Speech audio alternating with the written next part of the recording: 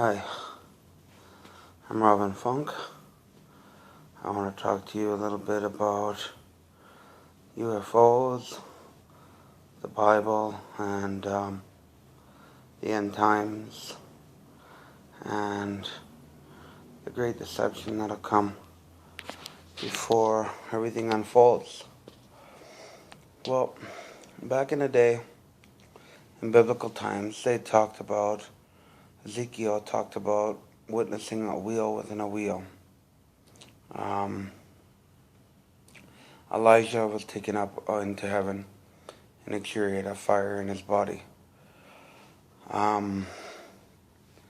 Moses stayed behind after they followed a pillar by day and a cloud by night that fed them manna in the desert when they walked for 40 years. Moses stayed behind and let Joshua lead Israel into the promised land. Well, when he stayed behind, he was taken in the flesh as well. And in the time of Abraham was visited by three beings they looked human, but they were divine beings. And these beings joined Abraham. They ate with him, and they rested a while, meaning before they went to Sodom and Gomorrah to annihilate it.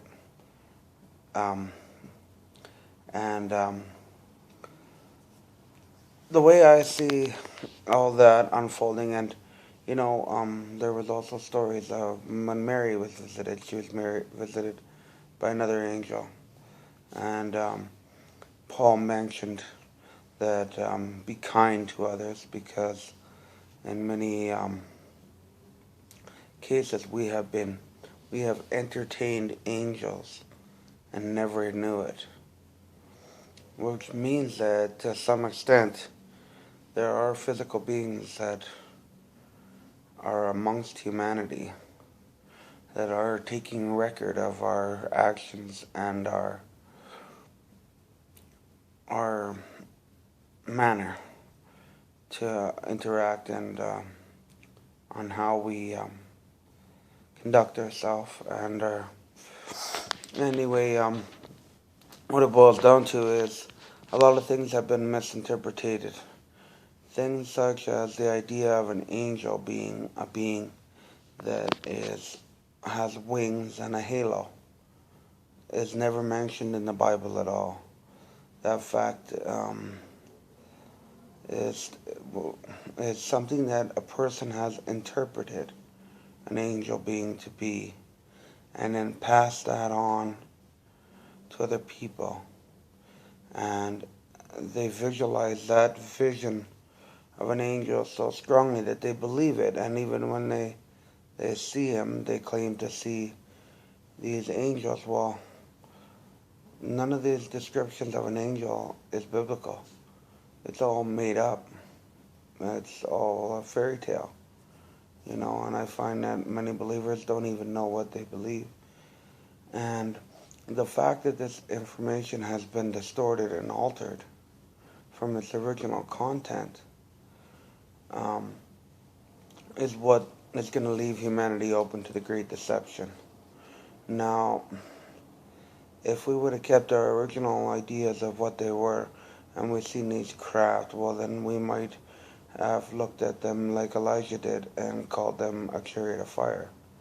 And because there was no other conveyance method at the time but a chariot, so that was the only thing he had to give reference to, was a chariot of fire. And there were many other things related to that topic, but I want to kind of jump ahead on that, is that the fact that you need to try to imagine heaven existing in two different planes: the physical plane that we live in, and the spiritual plane that we don't live in, but we act in at the same time as we live in our physical form. And I believe that heaven has to exist in a physical form as well as a spiritual form, because otherwise, where would Christ, Moses, and Elijah be right now? Where would they be in a physical form? Did they transfer into the spirit realm? And how is that possible? And how does that even make any sense at all? It really doesn't, you know. I challenge anybody to try to give me an example of how that could be possible. And people will cling to their ideology and say, anything is possible with God. Well, of course, anything is possible with God. But why couldn't He create these other angelic beings, the same way He creates humans? Except the difference between a human and an angel would be that they're given a set derivative, like a purpose in their creation. And if they act against their purpose, then they are discarded and cast into hell. When a human being has the availability to have free will, and this is the difference in characters from beings from our planet and beings that are created in other places. And the difference is they don't have a choice in what they were created to be. They were created with these purpose, whatever they may be, and they have a direct line with God as He guides them in their development, and He uses them as a form of a robot, but a flesh, that He started from a molecule and developed into eventually growing into this process. And I'm not pro-evolutionist, but I believe that everything has to come to be through a process. And the process couldn't be possibly explained to people like Moses when he stood before the burning bush with him getting the proper understanding because of the world level of education. These are people before time they didn't even believe the world was round until almost 1500. Like it wasn't proven, and everybody would laugh at you if you said the world was round, And then their understanding of what the information that they took in is what they've shared with us. And that's one thing we have to understand, is that it's man's interpretation of the information that was given to them. And at different times, an angelic being at any time could be known, could be in the flesh, created in the flesh. The only thing that an angel is that we're not is a messenger or somebody, a being who was created to serve God. Well, why can't they be created on other planets? And I believe they have been. And I believe that heaven is the universe, and that the universe will goes on forever, and it's full of God's wonders everywhere in it. And we would never be able to reach the end of it. If we had forever to do it, we could go on forever, and constant interaction. And I'd like to bring you to a place in time before humanity even started now. The being Lucifer didn't want to do his original purpose anymore. He saw himself too great. And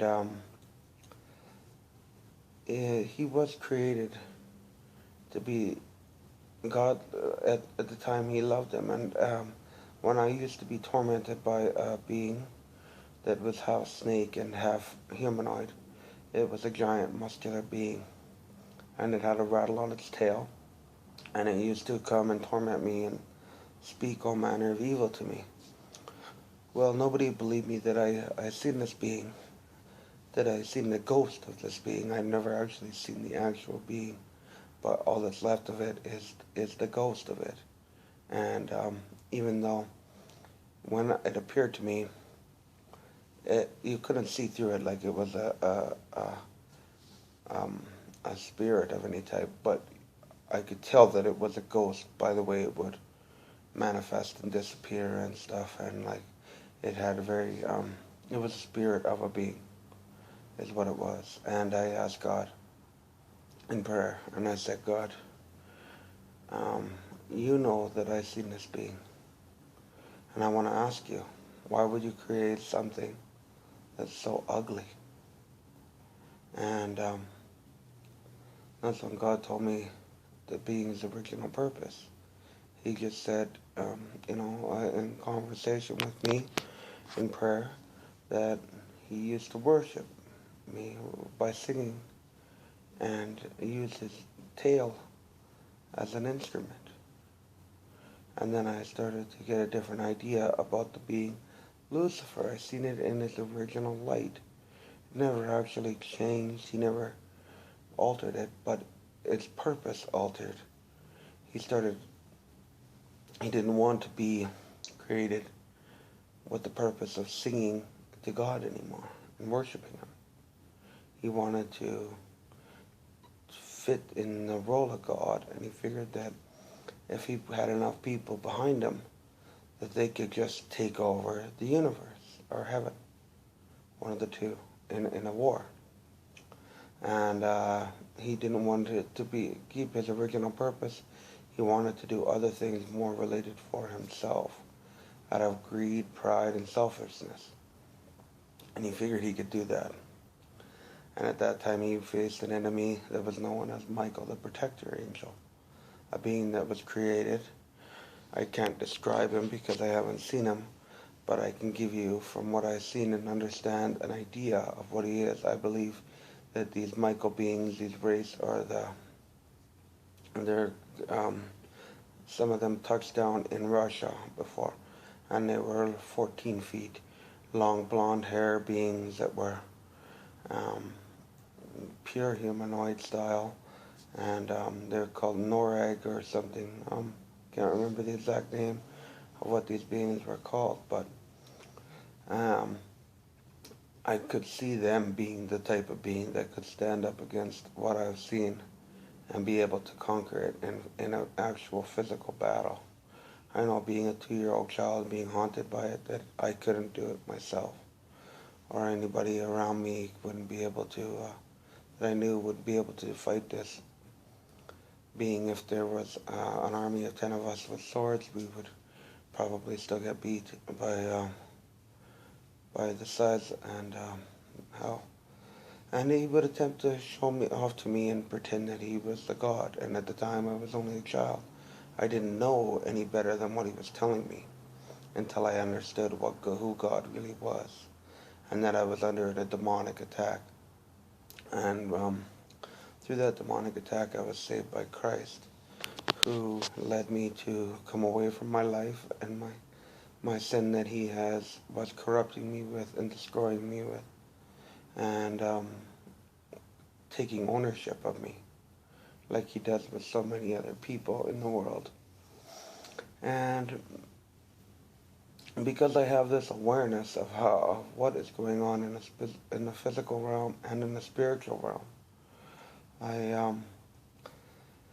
I knew that whoever the Antichrist was is going to come out using UFO disclosure. Those are going to be the signs in the sky of UFOs and he's going to make a claim to be the Messiah from all the religions, to bring peace amongst religions and peace on earth. And he's going to suggest that these beings that are in the heavens right now in front of world cameras, looking up at these giant UFOs that are standing there. Well, or sitting in the sky, I mean. And he's going to make these claims, and 99% of the world is going to believe him. The other 1%, maybe 3%, up to 3%, are going to say, no, he's not. He's not the Messiah from all the religions. They're going to know that, my video is stating, that this man who's coming is going to be a product of the secret world governments. They have been collecting the technology that they could through reverse engineering the downcraft from the beings that are actually from heaven, or the universe. And they've been taking these crafts and they've been making these other craft, reverse engineering it. And that will be the signs that they use to reverse engineer craft. They will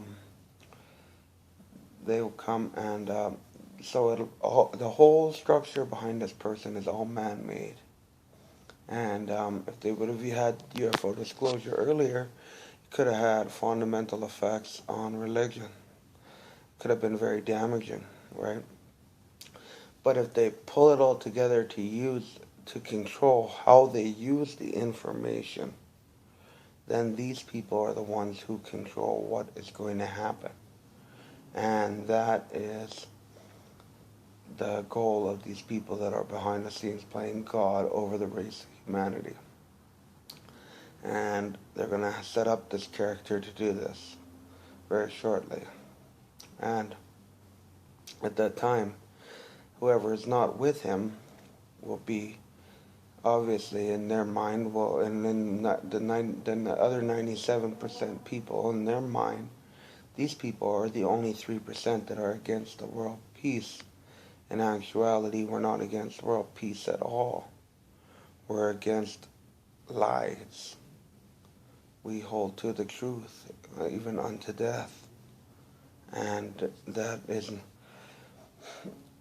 in our characters. And when these lies are being used against us and saying they're against world peace, these remaining 3% are the world. They'll look at us as if we're terrorists or something that is not on side with the world. Well, in actuality, Christ wasn't on side with the world. He was separate from the world. And he did not come to unite, but to separate, he said. And, he separated the ugliness from the good. He took that small percentage of people that were still holding on to their beauty and not selling out to ugly and wickedness. And he said, I'll keep you. I'll take you. And it turned out to be a lot less than we think, because too many people are going to be led away by the great deception that is being played out by the world governments to use this person to unite religion. And it'll all be falsely created. And after 7 years, it'll fail. The religions will go back to fighting amongst each other, such as the Jews are with the Islamic will be the start of it all again. And at that time, these people that are behind the scenes of everything and in control of the governments, they'll realize that humanity cannot be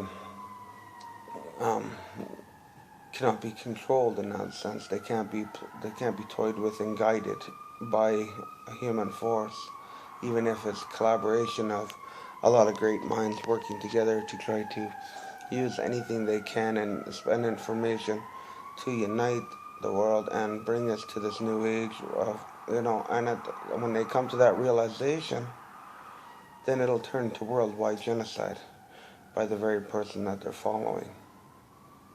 And at the same time, the beings that are from heaven, the real beings, will be laying plagues out upon the earth. They'll do a rapture of the dead, in Christ, and then a rapture of the living in Christ. And then they will come back and they will wipe out the majority of the planet through different plagues and stuff like that they're making war upon the earth now, because God has commanded them to do this. By the word of God, these angels, these beings from other planets, whatever they are, will be laying this out upon humanity.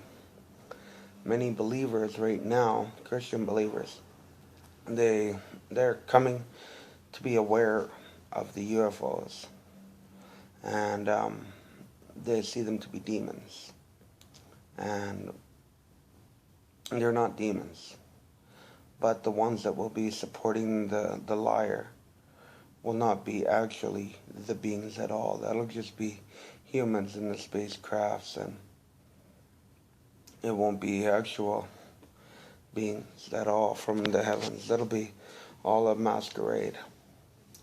And then, at the end of that, once the genocide starts worldwide, after a meteorite is cast down to Earth, but I don't know how, maybe they have like some kind of availability if they can move their spacecrafts and get them to be giants. As, who knows how big their spacecrafts go. I know they were talking about some Earth-sized almost spacecraft moving through space. I don't know if that's real or not, but the possibility could be. And in that case, if they have enough control over gravity to move objects that big, well, I'm pretty sure that they can redirect an asteroid towards planet Earth without great difficulty. They will do so under God's commandment because of how many people have been brainwashed and led away from the truth. And all these people that are led away from the truth can never return to the truth or come back to God. They've gone too far. And at that point, they belong to the devil and his creation, which is this great deception that is about to unfold. And he will use, and they'll pour diseases amongst the planet, and they will release plagues and infestations, and there will be all kinds of disasters beyond human understanding during this 7-year period, from the time he starts to the time the universe comes to actually wipe it out. In the meantime, they're in a process of collecting humans and creating these new babies with them. And these babies that they're making with the human race are an offbreed from another species. Well, what they're actually creating is a new body that won't be prone to sin or death. And these bodies are going to have spirits of the Christians transferred into them. And then they are going to return with Christ after Christ comes with the other beings from that are already existing in the universe, the whole universe. Christ will return with these beings and wipe out every last human being that's left on the earth, because they've already fallen away. They've already fell for the great deception. It's too late. And the 7 years is over, and it's time to end it. And they will hide in the rocks and underground, like it says in Revelations, and they will be afraid. They would wish the rocks would cave in on them. They'd rather have that than to be alive under those rocks in the first place.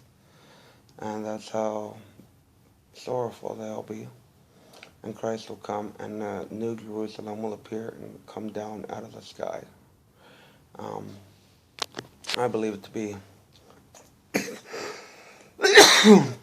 they give you a dimension, and I believe that because of the gravity manipulation and the availability for that, they could bring a city down and put it down here.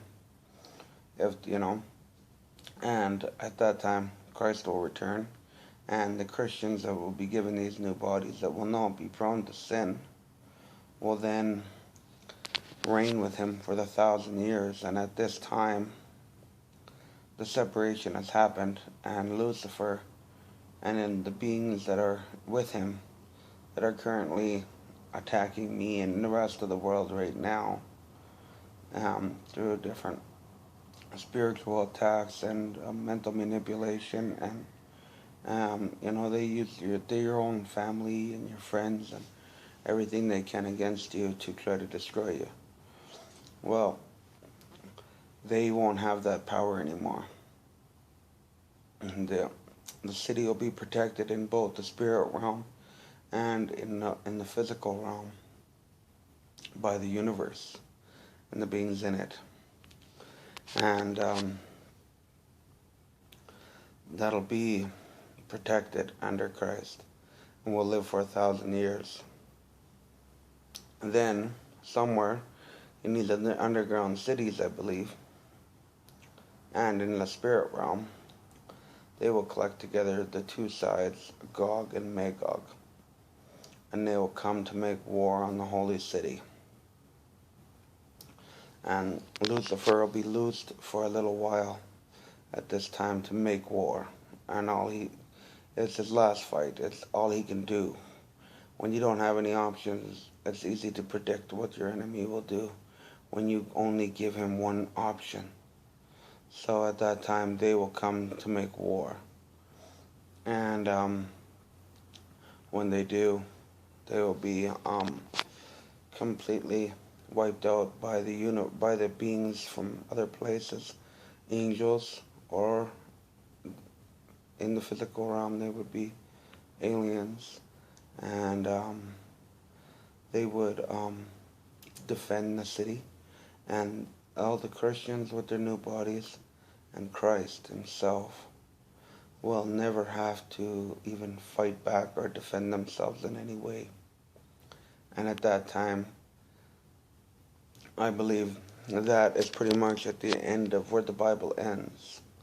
And when the Bible ends there, I believe it's because after that point, the age of Lucifer is completely buried. Now there's nothing left of it.